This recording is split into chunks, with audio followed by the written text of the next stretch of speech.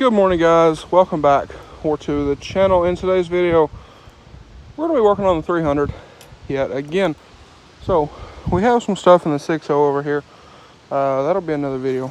But anyway, I'm going to pull the 300 down in the shop, and we're going to get started on adjusting our passenger door. So I don't rightfully know how long it's going to take, but I guess let's get to it. Okay, so I'm gonna let the car warm up a second. But as y'all know, this car was in a wreck up here on the front, and it took everything, kind of pushed everything back.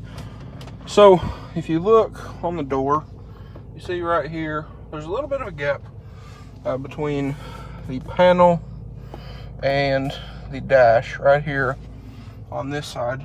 So you know, this is pretty flush over here, so we need to make this side like that. So I have an idea. The fender's still off the car, so what I think we're going to do is we're going to take some shims. I think I have some shims down here. Take some shims. I think we're going to get a gap off of this door here and then transfer over to this door. We'll loosen it up, push it forward, and then pull it back to our shims, tighten everything up, and hopefully that'll be as simple as it sounds. Probably won't be, but hopefully that'll work out that way. So like I said, I'm gonna let this thing warm up a second. It hasn't been started in like a week, so battery's a little low. It's been a little chilly. Let's see, right now it's 55. It's been a little cooler, and it's supposed to get down in the 20s and 30s next week. A little odd for Arkansas, but hey, I'll take it. Better than 120 like we're used to. So anyway, let's take this thing down there, and we will get to work. All right, y'all. So I got 300 in here. I had to move the lawnmower, but got this thing in here. Hopefully we'll have enough room to work. Hopefully I have enough room to open my door. Okay, we're good.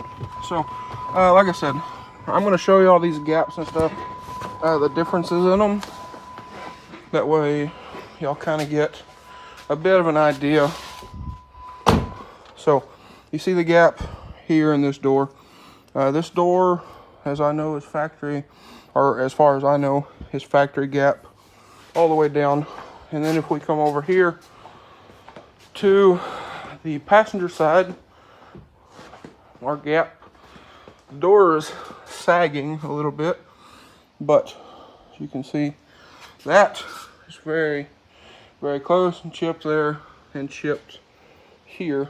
So the chips I'm not necessarily worried about, but we need to make sure that it's not hitting. So I didn't chip any here except for right there on that plastic, but on this door we got a chip here, got a chip here, here, down there. So that tells me in the accident, this door come back and smacked this door pretty hard. So, and then you can see all the chips from the fender. But I think what we're going to do, like I said, I think I have some fender shims of various thicknesses. So we'll loosen up the door here, slide it forward some, get a shim thickness off of that side, because I don't have a actual gauge. I should probably get one of those, but I don't have one at the moment. But I think I can take some of them shims, tape them together, and get a good thickness on those, and then we will transfer that to this side. That'll get us pretty close, and then when we get our fender back on, we can do a little more fine-tuning from inside of the door jamb or through the wheel well here. So, or we can just take the fender on and off, whichever. And the reason why we're not putting the fender on right now is because I still have to bodywork this door. So as you can see, right here is bent in a bit, and then the edge all the way up in here is a little bit, if the camera would focus, there we go, a little bit bent in. So I need to take care of that, get that all straightened up, and then I think we're not going to paint the whole car. So we've been talking about that.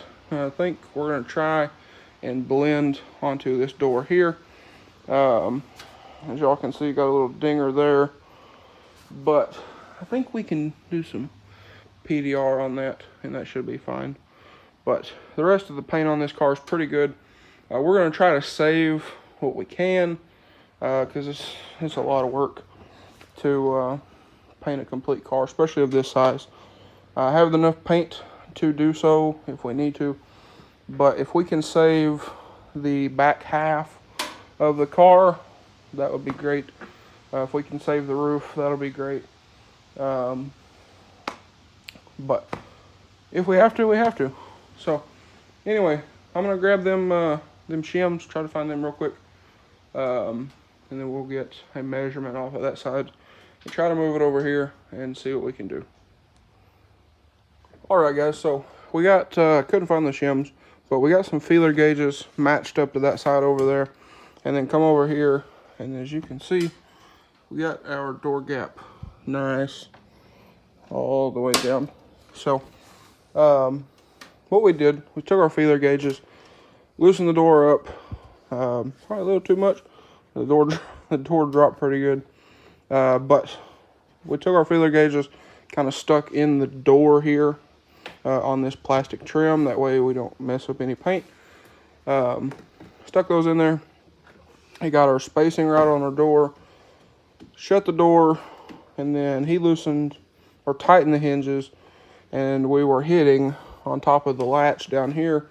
So what we ended up having to do was pick the door up a little bit, move it around, you know, all that kind of stuff.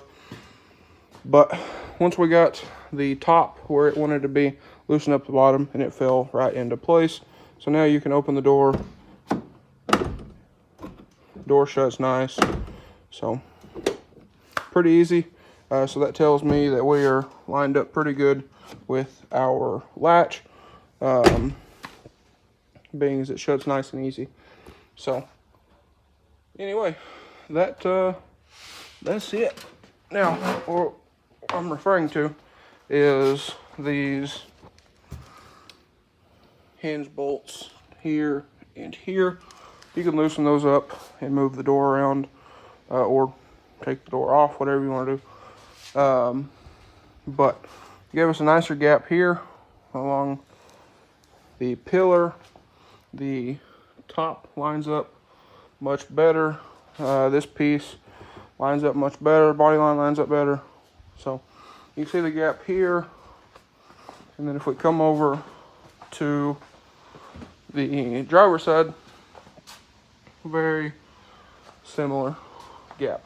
So that's what we were going for. You can see this side shuts nice, minimal effort. Same thing as the other side. So that much better. I'll show you all here. And it's not stuck out any more than the other side is. This trim, for some reason, is still a little lower. But if you look at these two pieces, they're lined up. These are lined up here and here.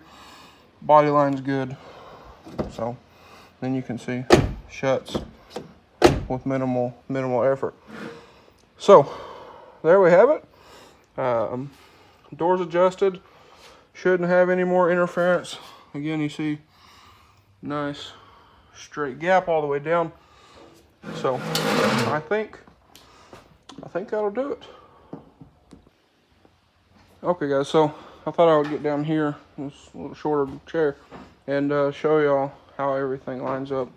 So if you look at the body line there at the door handle, it lines up really nice. This chrome trim lines up real nice all the way across. The bottom of the door lines up very nice. So I think we're good to go.